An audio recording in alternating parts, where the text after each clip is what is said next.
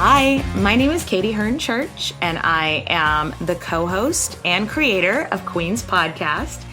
Over on Queens, we get a little tipsy and talk about scandalous women from history and just have an all-around good time. So we'd love to see you over there, and I hope you enjoy my chat with Courtney. Cheers, bitches. Hey, podcast besties. Welcome back to the show dedicated to making your podcast the best it can be. I'm Courtney Kosak, your BFF, in helping you grow and monetize your show. I am so excited to share today's interview because there are so many practical takeaways from a popular history podcaster. Katy actually has worked in the industry, but Queens is her very first podcast. She created the show and recruited her bestie to co-host in 2017, and now the show gets 100,000 downloads a month and has a thriving Patreon community. In this episode, she shares how they nurture their community of diehard listeners on Patreon, the power of promo swaps and polling your audience, and her research and editing process. We also discuss the importance of being obsessed with your topic, setting up a sustainable production and release schedule, and her experience with paid advertising. There is so much to learn from this history girly, so let's go. I have been co-hosting Queens Podcast for 6 years now, 6 years this month. My childhood best friend and I are both massive history nerds, and we talk about women in history. We tell their narrative, we tell their story, and he makes really interesting cocktails about the theme of each episode, and it's fun. You know, I feel like I've gotten a lot of feedback since starting of like, I hated history in school, but when I listen to you guys, it's so much fun. And that just, that brings me so much joy. I love hearing it. So, yeah. Did you have any inspirational shows going into it where you're like, oh, I'm inspired? Yeah. Absolutely. So I started listening to podcasts when I started like having a job where I have to go to Houston a lot, which from Austin, you know, that's like 2.5, 3 hours. Oh, yeah. And so I was like, I need somebody to talk to. And so I found this show that I had been listening. By the time we started our podcast, I'd already been listening to it for about 3 years, called The History Chicks. Now, the world of female history podcasters, or I call us the history girlies, isn't huge. So anybody that's in our niche, when I say the history chicks, they're like, oh, obviously, that's who you started. Are they still going? They're still going. They put out an episode this week, yeah. Oh, I love They've been out for like 12 years now. Have you collaborated with them? I haven't collaborated with them. They are very, very busy. But when I first had the idea to start the show, I was like, I feel like I almost need to give them a shout out because it's basically their show, but with booze and cursing and a whole bunch of, can I curse on this? No. Yeah, sure. And a whole bunch of dick jokes. And so I reached out to them and let them know, you know, like, I love your show. This is what I'm thinking of doing. What advice would you give to a new podcaster? And I just didn't understand what podcasting was at that time. And they wrote me back the next day. That's so nice. I almost cried. They were even like, we don't usually have a chance to write back this quickly, but totally we were able to. And here's some advice. And they sent me like links to like, you know, if you're just getting started, here are the mics you should start with. And yeah, it was really nice. So yeah. I love that. One time, I've only been able to do it for one person, but I got a message like that one time and I did a Zoom and it was like, you know, it's a lot of time for someone you don't know. It's a big ask. But yeah, I think those girls started their podcast too. I love it. Yeah. It kind of inspired me to teach my class at Pandemic University because I was like, I would love to give this advice. I can't do these calls all the time, but I could, you know. Give it to the masses. Yeah. Yeah, totally. Because there are so many people. I mean, there are so many how to start your podcast, you know, help articles out there. Resources. But if you're just getting started, sometimes it's like RSS feed, you know, USB, like. Totally. Like, tell me like I'm just so Talk stupid to me like because I am. Yeah, exactly. So I really appreciated them. They did kind of just send me links and everything, but just the fact, it kind of almost felt like a sign, like, oh, the show that I reached out to my favorite podcast is responding to me. They're blessing you. Yes. And so we've never gotten to collaborate, but we have been tagged in a lot of stuff together online and the same kind of list and stuff. So we are definitely cognizant of each other and we definitely support each other. So yeah, that's great. That's a really cute story. Yeah, I'm putting it out there. You guys should collab. I think they might be a little bit scandalized by the language we use, though. Oh, really? They're very much a PG-rated show. Okay. Well, maybe you'll have to button up your language for one episode. Maybe. That's okay. I do it for the history. I do it for the chicks. Okay, so let's talk about did you have a launch strategy 6 years ago, or was that no? I didn't really know. I was just like, and this has always been my personality. I'm like, let's just do it and figure it out. And so I knew I didn't want to do it on my own. So I called my friend that I knew was also very interested in history and was like, do you want to try this and see how it goes? And so literally our first couple of episodes were us huddled around one USB mic in my bedroom. Because it was just I didn't want to spend a whole lot of time if I didn't think if we ended up not liking it, if we ended up not finding our audience. And so I was like, let's just learn as we go. And that's what we did. And we just got, a year later, we had new equipment and we had XYZ followers. And then the next year later, we had a Patreon page and we had, and it just went from there. So that's probably not the advice I would give somebody else, but that was my journey. You know what? A lot of times that is my advice. It's just launch fast and test and learn. I don't know. You can wait and have the perfect marketing strategy, but you might be very disappointed by the outcome of that marketing strategy. And so you sometimes need to just evolve as you go. Okay, so hit us with a couple of the big growth milestones. Was there anything where you were like, oh, okay, we're at another level, where there was a discernible reason for it? Well, so when we first started our Patreon page, about a year or so, maybe a year and a half into doing the podcast, we literally set the limit or the goal as $30 a month. We were like, $30 a month, that would cover the price of our cocktails and the price of our hosting fees. That's all we need. We met that within about 2 weeks. Oh, nice. And we are now, I don't know, is it rude to talk about? We're now at 623 subscribers on Patreon. Oh, yeah. I think people will love numbers. Okay, that's great. That's actually a lot of patrons. Yeah, we had to set up an LLC this year and everything. So that has been my big when I'm looking at our numbers. I mean, looking at your download numbers and everything are great. Looking at your ad numbers coming in is great. For me, though, I look at when our Patreon fluctuates. It's just one, easier to gauge, and two, that's the diehards. That's our diehards. So if the number's going down with that, that's when I'm like, what are we doing? Yeah. But when we set it up and posted on our Facebook page at the time, I think that was the only social media we had, hey, we're setting up a Patreon. I was literally expecting because when we started this thing, my whole goal, I was like, maybe I'll make 2 or 3 friends that also like history. And now we're at 100,000 downloads a month, Oh, nice. Okay.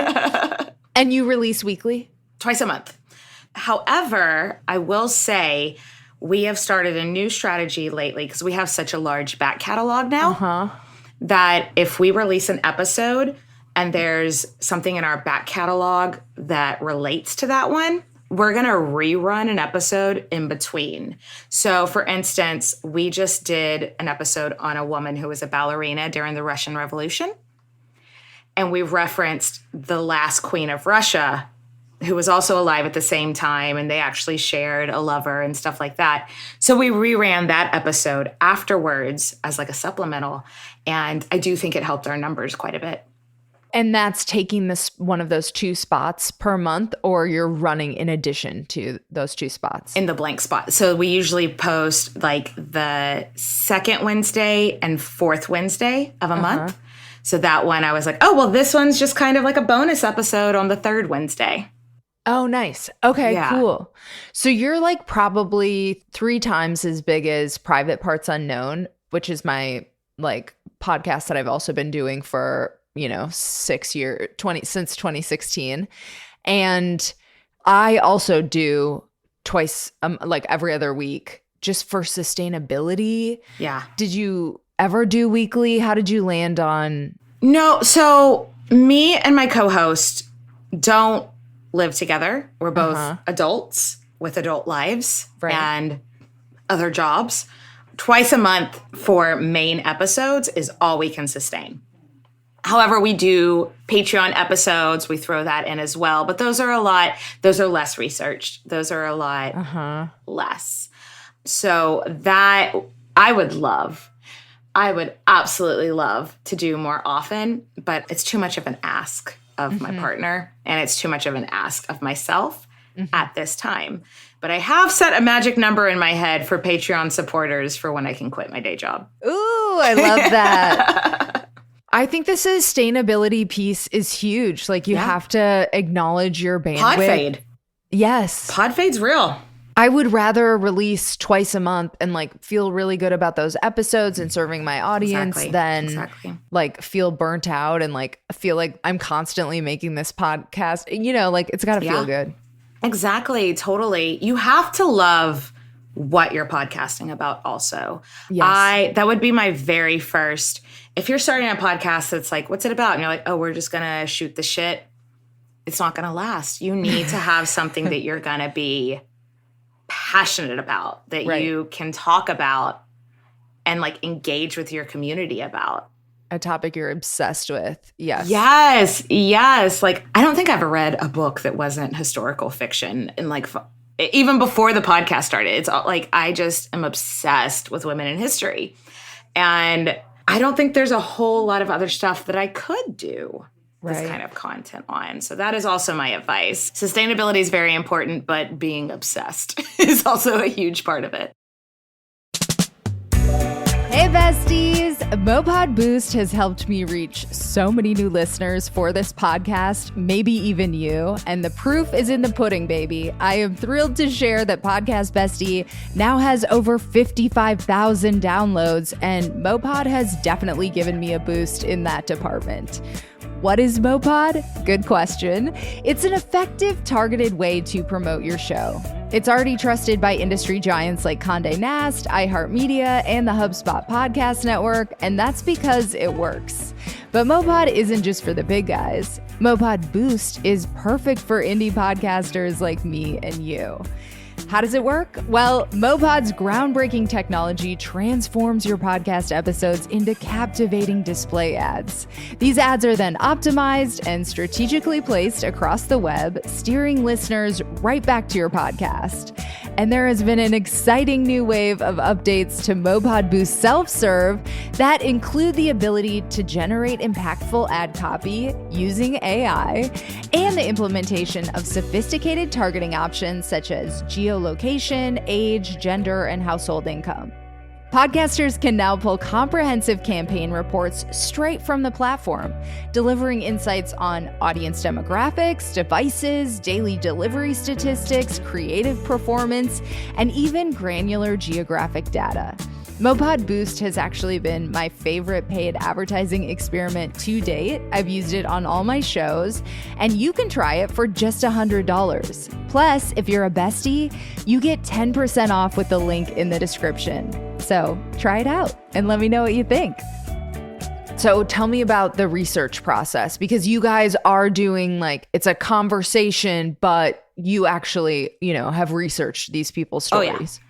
Ad nauseum. Yes. There have been some times whenever I get done reading a topic or researching on a topic that it's just like, I need to remove this person from my head because they have become part of my psyche. But yeah, we try our hardest to plan out the whole season, but we also really, really like to get community feedback, because our community is obsessed with women in history as well. So we try to leave slots a few times a season for, hey, vote on somebody, or let the patrons tell us who they want to hear. Like this season, we let our top tier Patreon supporters, which is 15, usually it's a theme. It's like, pick somebody from World War II that you want to hear about. But this was just like, you're our top 25 supporters. Y'all tell us. And someone just picked something. And so then I will then research, and Nathan does his research. I build out the outline. And when I tell Nathan when I'm done, and then he goes in and adds his speaking parts and adds what he wants to talk about. It usually takes me, I would say, 6 to 8 hours to research per episode. For each episode? Yeah. That's a lot of research. Yeah, but it does also pay off in Patreon content because there's stuff that'll get cut. And we decide we're not going to have enough time to talk about this random thing, even though I researched it for 30 minutes. So then that's where the Patreon episodes come in. And you let those be production-wise, like rougher? Rougher. I mean, we still like edit a little bit, but like I'm not putting it through a phonic. I'm not, I'm not going through and taking out Nathan edits the Patreon episodes and I edit the regular episodes unless we have like something going on in our life and we have to switch. But yeah, the Patreon episodes are, we still take out bloopers unless they're funny. But yeah, we're not going through with a fine tooth comb. Totally. So when you're editing, how long is that process approximately? So we also release, one of the Patreon rewards is quote unquote less edited episodes. Oh. So I do my first edit and I'll leave in like funny little bloopers. But like also they're getting it without ads. So that's really they're getting it 2 days early without ads and then funny little bloopers. Like in this last episode, Nathan lost his place in the outline. And for some reason it turned into us singing a song being like, where are we going? Like just doing this like cute little song. That's on the Patreon, not in the regular one. So the first edit probably takes about 2 hours, but then the second edit goes a lot faster because most of it's already taken out. So then that's probably like 45 minutes and then run it through a phonic, put on the intro, outro, ad breaks and everything. So I guess all in total, 3 to 4 hours. What's Auphonic? AUPHONIC, because we just use Audacity for a lot of our editing and things. So it's a little bit limited.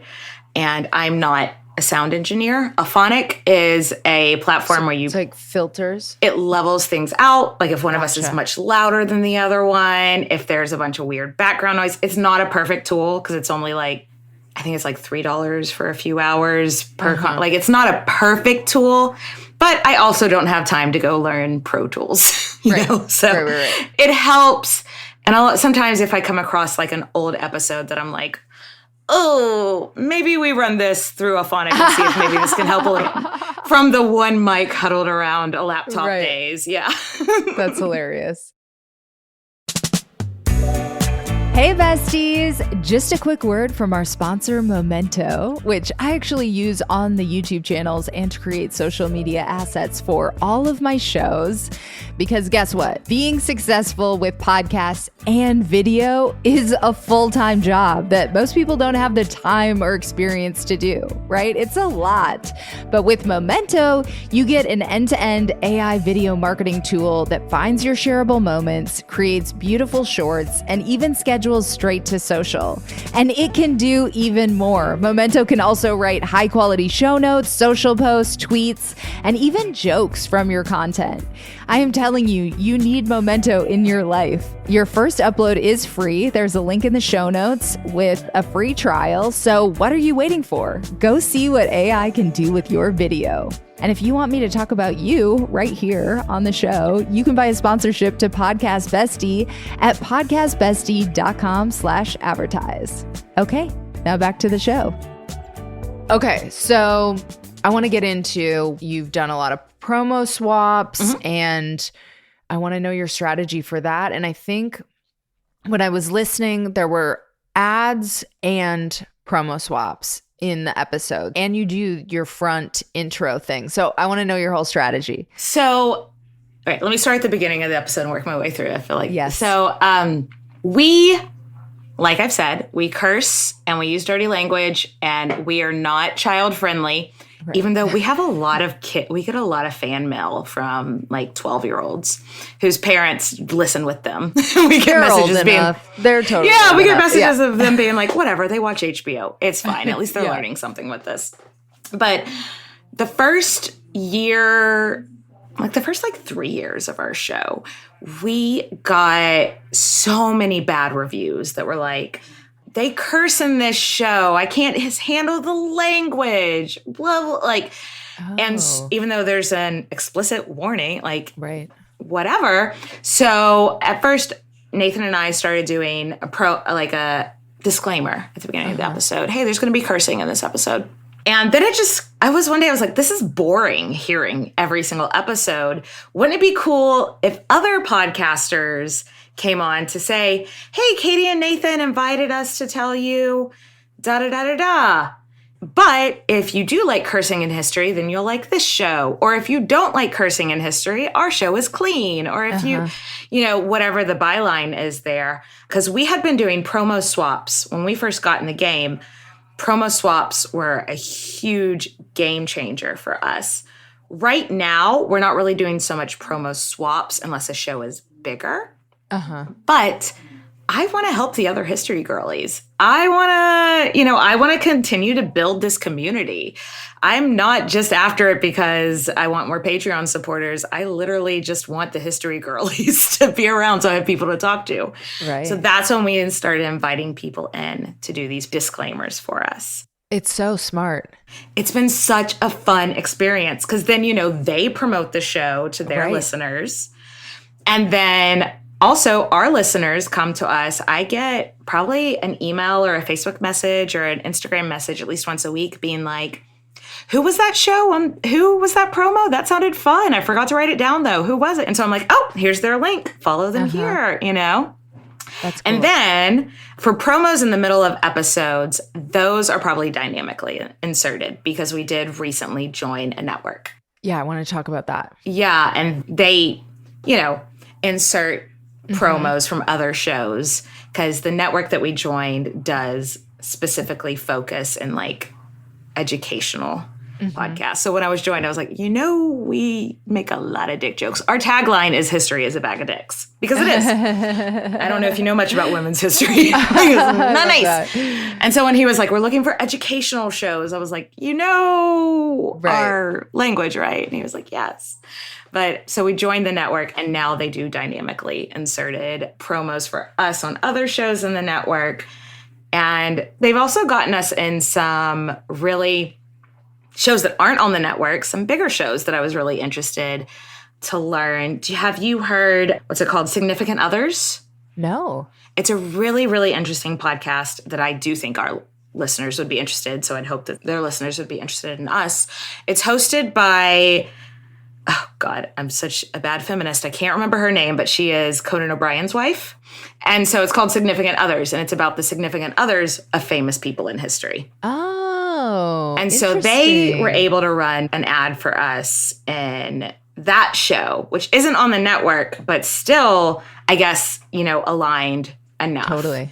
Yeah. And that was also a huge boost for us as well. So with your size, can you tell really when something is working at this point? I just interviewed someone else who's kind of in your category. He's like, it's kind of hard to tell what moves the needle at this point. It kind of is hard to tell what moves the needle. That's a great way to put it. Because when we were at 3,000 downloads a month, if I saw a 2,000 download dump, I'd be like, oh. But now if I see a 2,000 download dump, I'm sort of like, well, maybe just it was the holidays and people weren't, Exactly. It is kind of hard to gauge. So again, I know I should look at my numbers more, but I look at our Patreon followers the most to gauge. And I'm never mad if somebody joins the Patreon, listens to all the episodes and bounces, listens to the extra content and gets out. I'm never mad at that because I'm happy that they decided to spend.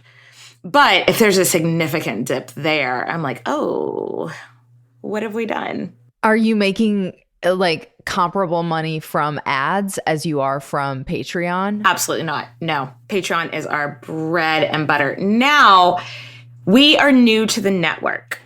So we haven't gotten our first payout from them. We were on, I don't know how much you want me to talk about different. We were. Yeah, you can dive into the specifics. That's what these nerds are here for. Okay. So in my personal life, I was the community manager in my day job for Acast for a year. Oh, okay. So you've been in this industry. Yeah. And so that's how I know like Lauren and Ariel and Becky and all those girls. And hey, if any of y'all are listening, hi. And so we were on the Acast marketplace for a really long time.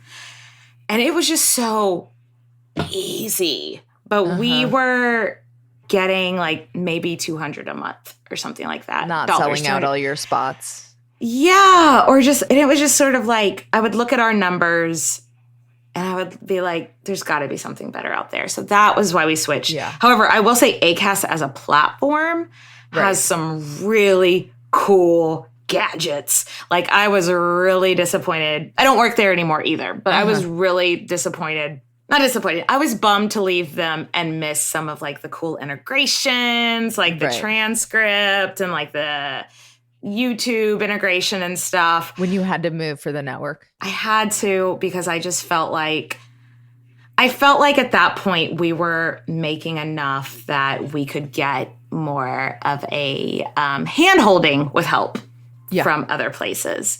And this network had reached out to us previously when my day job was still at Acast. And so I was like, oh no, I can't. I have to stay here. And then after I left my day job on good terms, I'm still very friendly with everyone there. But then they reached out again and I was like, okay, Actually, let's see. Yeah, this time, let's do it. Yeah. So early promo swapping, pre-network, Shoot your shot. That's my advice. If you are just getting started, promo swaps is the way to go. Find your niche. Find somebody very specifically in your niche and shoot your shot. The worst thing they can do is leave you on red. And who cares, So were you only going out to history girlies or were you going out to like other adjacent kind of similar demos? Like how broad was it? When I first started, I was like, okay, our two demographics is cocktail related and history girlies. So I went after both. Okay. And there are so many tools out there that you can find of like who listens to you and what else they're listening to. Is it Rephonic? Rephonic, yeah. Or even just opening up iTunes and seeing, reach out to them. The worst that can happen is they don't respond to you. And that's what I did. I just shot my shot with everybody. I mean, I listened to it first just to make sure it wasn't like, actually, no, thank you. But just shoot your shot. The worst they can say is no. But this is a funny thing. When I first started podcasting, there were these podcasters that I thought were celebrities. And when they emailed me back, I was just so happy to even be considered, And so most of them are going to be like, sure, I can share a story on my Instagram page. I can put your promo at the end of an episode. Like, why not? Why not? And I feel like that helped our growth at the beginning. Right now, it's not our goal like it used to be. But when I was first getting started, yes, that helped us so much. Absolutely. I still actually have people. There's this one podcast. They were called Tudor. I Hardly Know Her. And it was a Tudor history podcast. And we did an episode with them back before we eventually decided not to do guest spots anymore, just to make sure our own show was quality. But at the very beginning, we did an episode with them. That was like 6 years ago, 5.5 years ago. I got a DM the other day being like, hey, I listened to an old episode of Tudor, I Hardly Know Her, and I just found y'all.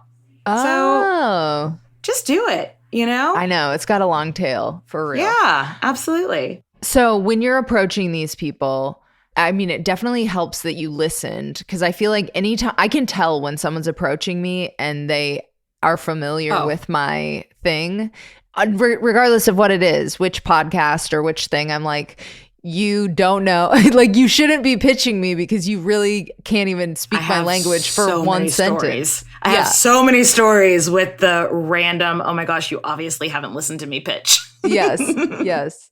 So what was your approach? And were you, I mean, were you making it clear, like, I loved this episode, or like, what were you saying to them when you reached out? My biggest shoot your shot moment is, since he's not necessarily history girly, but in the history sphere, he's a big deal. Do you know Mike Duncan? It sounds familiar. He's got several podcasts. He's also had like best-selling books out amongst the history people. I knew that he had like commented something that I had commented on Twitter before. And so like for a couple of years ago for our season premiere, I was like, I would love if he did our intro. And so I messaged him, and like literally I was just like, if you don't read this, I'm not going to be mad. Like, it was very much like a humble, like, but if you feel like it, we would love for you to do. He sent us 2 different promos. Oh. A clean one and a dirty one, in which we used the dirty one on Patreon. Because the clean one where he's like, if you don't like cursing, the show won't be for you. But the dirty one, he's like, if you don't like cursing, what the fuck is wrong with you? Get off the fucking internet. Go read a book. Like, it was such a fangirl moment for us. Even though that's such a little thing, it probably only took him like 3 minutes to do. And it meant so much to us. And it actually, all of our fans were like, how did you get Mike Duncan to do your promo? Yeah. So so we approach it of just being like, respectful of your time. I know you might not have time, but hey, if you do, I would really appreciate it. Keep it short, keep it sweet, and kiss a little bit of ass. Yes. Would be my outline there. That's a good recipe. Yeah. So, okay, I love the strategy of asking for them to do the thing, because you're not, I mean, were you ever asking them anything in return aside from like, I mean, if they ask for something in return, I mean, obviously for him, like I posted, on Twitter, just like, oh my fucking God, Mike Duncan just responded to us, but usually I don't give them a thing except for that I'll tag you, in the show description. But you're not asking them, they're going on your show and like doing the intro, but it's not a like swap normally. We don't really do swaps any longer, no. It's just asking people to come on, and it's about building relationships, and it's just fun. So were you early days, you were doing like one-to-one swaps? Were you going with some that were smaller and some that were bigger? What was your strategy there? When we were doing swaps, honestly, it was cool. But it was just, again, like I said earlier, me and my partner both have full-time jobs and everything. It was just too much. Right. So we kind of quit sending our promos out to people after about a year and a half in. About the time that we started our Patreon, we were like, well, it's baked into old episodes. They'll find us. But yeah, we still, if someone sends us a promo these days, like, we'll try to put it in an episode or at least post it on Instagram or something, because I am just here for the community so hard. That's so cute.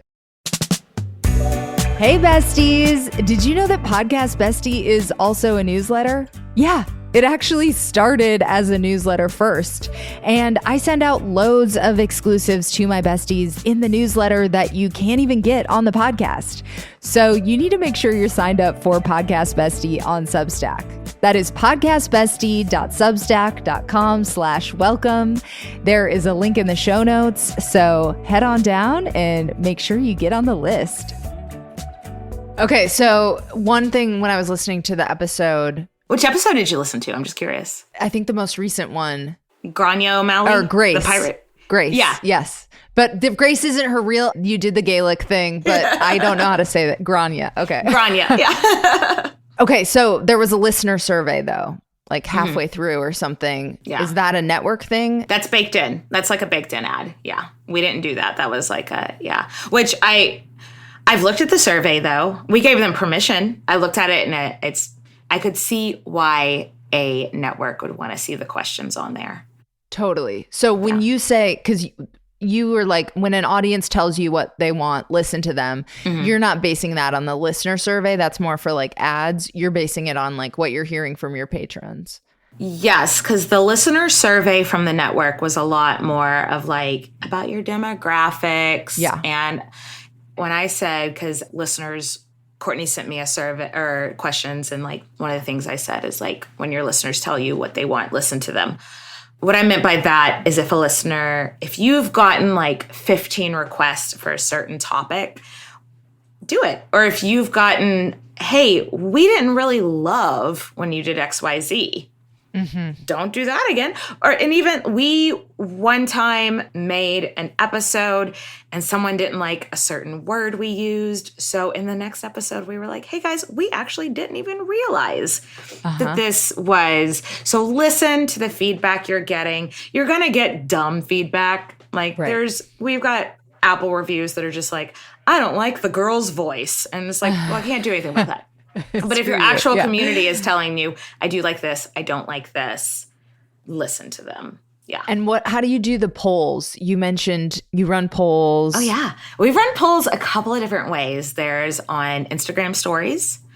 We've done a lot of fun stuff. There's so many interactive options on Instagram stories, but we can run polls being like, who do you want to hear next, and do it that way. But we've also run polls with our Patreon supporters of who do you want to hear next, and send them like a SurveyMonkey link to go to.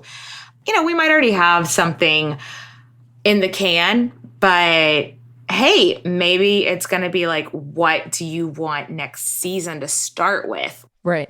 There's so many ways that you can get everyone pulled in and make them feel like they're part of it. And when they feel like they're part of it, they feel like they got to press play on your next episode. Totally. So do you guys run your own social? I run the social. Nathan is, and I knew this going into this, he has a little bit of social anxiety, and I'm not telling on anything that he wouldn't talk about openly himself.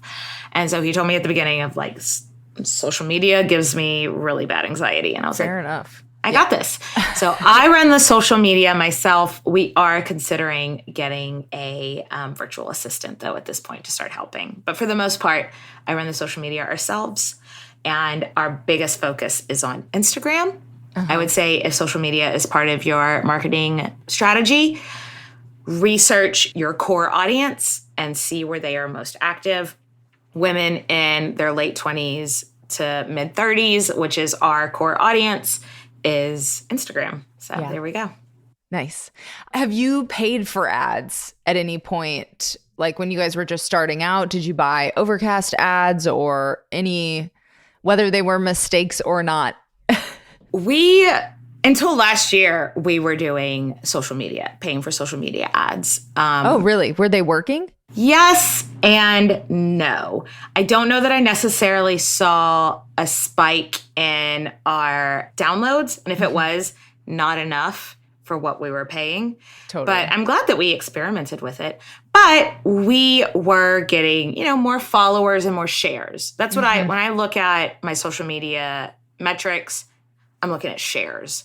I want to see who I'm getting advertisement from. Because if someone that follows you shares it with a friend, that is free advertisement. Totally. So that's how I judged it. So if you're looking at that and engagement, yes, but if it wasn't necessarily translating enough to downloads to count. But I have a lot of creators that I follow on Instagram that maybe I haven't listened to every single episode of theirs, but maybe one day they're going to post something that makes me go, oh, I got to go check that out. So we decided this year that it wasn't anything that we were going to do anymore, but we did do that for like 3 years. That's the only ads we've ever paid for.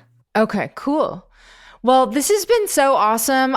You've been so helpful. I think I'm going to share your list with everyone, if that's okay. Because we touched on a lot of it, but you had a really thorough list. I was like, yeah, this is great. You can tell I'm an absolute nerd on so many levels. Well, you fit in perfectly here.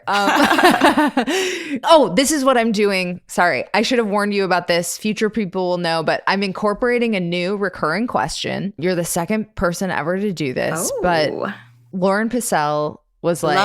Love her. I know, she's amazing. Chef's kiss. She was like, I would love it if you did a recurring question. And people love that on my other podcast too. Okay. So I'm asking you to audit me. You have seen Podcast Bestie, so maybe that's your best reference. But of anything that you've seen, if you have a little tidbit of like, or an assignment. I don't think you understand how anal retentive I am. This anxiety that gives, because I actually love auditing stuff. I would love, but like just to have it, because I love Podcast Bestie, the newsletter, but I've never looked at it with the lens of analyst eyes, being critical. Oh my goodness! Oh, you're so sweet. Okay, well maybe I'll have you back. Let me think, because I do want to give you feedback. So if I could think, maybe you could provide more. You know how Pod News does the live events that are coming up? Yeah. Like live events for people that might have a little touch of the ADHD that trying to read things. Maybe you could list more who's doing webinars, who's doing courses that are free or very, very affordable. Yes. Affordable, that you can like pop into on your lunch break or something and ask questions. Maybe that could be a good thing for industry to dig into. And that's just like off the top of my head if I'm being like super, super nerdy. No, I love that. I've actually been thinking of, I might do some episodes that are based on, Twitter Spaces, are they even going to support that anymore? If they are. I mean, I saw a Twitter Space a couple of days ago. Yes, I think they are. It's maybe a precarious situation, but my thought was I could do some panels on Twitter Spaces and then use them, then re-air them on the podcast. Yeah. For anybody that missed it. Or Instagram Lives or TikTok Lives. Yeah. I'm all for that. I'm all for sharing the education for people with short attention spans. Yeah. And I think there's a lot of different formats you can it's like, maybe not everybody's going to listen to the podcast, but if I do a little recap in the newsletter, it's like still valuable for them to keep receiving it and yada, yada. Different people learn different ways. Yes. Yeah, absolutely. Any final words to the besties before you go? Oh my gosh. Well, this was so much fun. It was great getting to know you. You know what? This is actually a good example of shooting your shot, because I've been subscribing to Podcast Bestie. I think I saw it through Lauren's. Did you and Lauren collab together? We did several months ago. Yeah, I think that's how I became aware of Podcast Bestie. And I was like, this is such a cool newsletter. And I was like, oh, that's so cool. And then when I saw like, oh, it's becoming a podcast, let us know if you want to be on it. And I shot my shot and here I am. So reach out, get out there. Don't be afraid to hustle. The worst thing that can happen is they say no, and then you just go about your day. So that's my advice to everybody.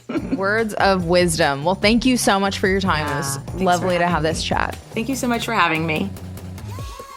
Thanks again to Katy, and thank you for tuning into Podcast Bestie. Make sure you check out the last episode with Ariel Nissenblatt for the 411 on what makes a great podcast trailer. And Podcast Bestie is now on YouTube, so head over to youtube.com/@podcastbestie to subscribe. You can watch my interviews with Ariel, Jeff Umbro, James Cridland, Gary Arndt, and more. And Podcast Bestie has been getting some awesome reviews from the podcasting community on Apple Podcasts. I got a new review from Meg Lynn Sam. Helpful and entertaining. I can't get enough of this new podcast. As an indie podcaster, the information shared here is gold. Her guests are high quality and not afraid to share details. Looking forward to many more episodes. Meg Lynn Sam, let me know if you have a podcast. I would be happy to give it a shout out on the show. And I want to collaborate with you, bestie. If you leave me a 5-star rating and review on Apple Podcasts and you email it to me or you leave your information in the review, I will give you a free shout out for your podcast on the show right here next episode. Plus, there's another super easy way to get featured on the show. You can buy a sponsorship at podcastbestie.com/advertise. I have super affordable packages starting at $25. And check out my other podcast for more of my audio creations. I have Private Parts Unknown, which is about love and sexuality around the world, and The Bleeders, about book writing and publishing. You can follow me in between episodes at Courtney Kosak. That is KOCAK on Instagram and Twitter. And of course, make sure you're signed up for the Podcast Bestie newsletter on Substack. That is podcastbestie.substack.com/welcome. Until next time, happy podcasting. Bye, bestie.